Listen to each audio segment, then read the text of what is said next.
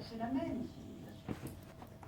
Moi, j'enseigne à mes étudiants de Sciences Po que ce sont des philosophes arabes qui ont, pour la première fois, divulgué les traductions de grec ancien, puisque vous êtes littéraire en Europe.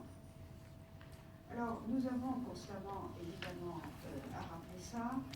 Il y a une perte d'espoir, évidemment. Vous avez, à juste titre, insisté là-dessus. Toutes ces tendances négatives, c'est-à-dire l'égoïsme contre la solidarité, la xénophobie contre la tolérance et l'ignorance, surtout, qui menacent de remplacer la soif de savoir.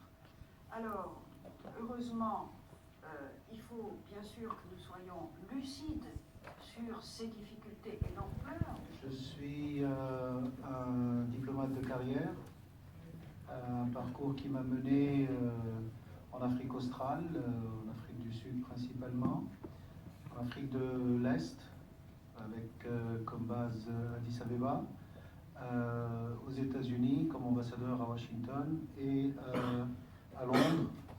Dans la même capacité, ma dernière fonction avant de rejoindre la Fondation était d'être le conseiller diplomatique de l'ancien chef du gouvernement tunisien. Je suis très heureux d'être aujourd'hui au sein de cette famille. Je parle du diocèse d'Alger, par exemple, dans les années de feu, en 93-94. Nous avons ouvert des centres pour les femmes sans-abri, pour les jeunes en danger. Total commitment that she has shown to the work of the foundation in general, in all its components, about the current situation around us, and this convergence of views also became even more clear when we started assessing and evaluating the situation of the Fondation sur l'échange de ces histoires, et les faire connaître, les communiquer. Je crois beaucoup aux idées de Young Future Leaders. Ça marche très bien. D'abord parce que ça crée une évolution. La nouvelle approche mise en place par les structures de la Fondation. Par exemple, je voudrais tout simplement dire qu'on a parlé d'un certain mapping des compétences qui existent au sein des réseaux. C'est une demande que nous avons, que j'ai personnellement formulée à tous les réseaux que j'ai visités en compagnie de Madame la Présidente pour essayer de savoir ce dont dispose la Fondation en tant que compétence au sein de ses propres réseaux. Et il y en a énormément.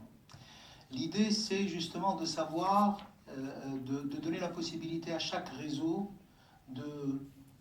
d'étudier ses points forts, d'étudier ses principes, d'inclure les universités dans les actions de la Fondation, vu l'importance de ces institutions en tant que relais de participation des réseaux, et c'est d'ailleurs quelque chose que j'ai personnellement entamé depuis mon arrivée.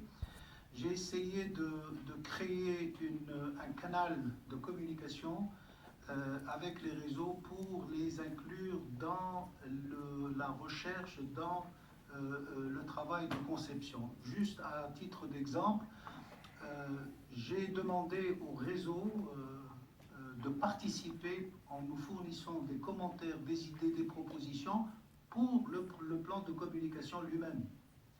Certains ont réagi, d'autres peut-être pour des raisons liées un peu aux vacances estivales, ne l'ont pas fait, mais c'est un travail que nous avons déjà entamé, parce qu'au secrétariat et avec Madame la Présidente, nous sommes convaincus que les réseaux doivent participer à ce travail de réflexion et ne pas se limiter seulement dans ses relations avec le secrétariat aux questions importantes, certes, je le reconnais, des questions concernant les contrats, les budgets, c'est important, mais il y a tout un travail à côté que les réseaux, auxquels les réseaux peuvent certainement apporter une énorme contribution étant sur le terrain.